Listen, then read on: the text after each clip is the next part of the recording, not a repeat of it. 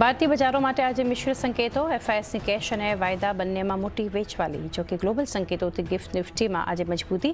એશિયામાં મિક્સ્ડ કામકાજ. ડાઉ ફ્યુચર્સ પણ ઉપર. શુક્રવારે અમેરિકાના બજારોમાં જોવા મળી નીચલા સ્તરેથી સારી રિકવરી.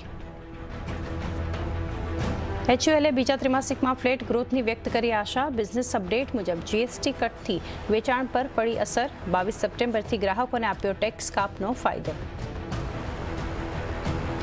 બીએલને ભારતીય સેના તરફથી 30,000 કરોડ રૂપિયાનો મળ્યો મોટો order. Air defence missile system Anant Shastra supply કરશે કંપની. ટાટા મોટર્સના ગ્રુપ સીએફઓ પીબી બાલાજીએ આપ્યું રાજીનામું. 17 નવેમ્બરથી યુકેમાં જેએલઆર ઓટોમોટિવના સીઈઓનું પદ સંભાળશે બાલાજી. ત્યાં જ કંપનીના નવા એમડી સીઈઓ હશે શૈલેષ ચંદ્રા.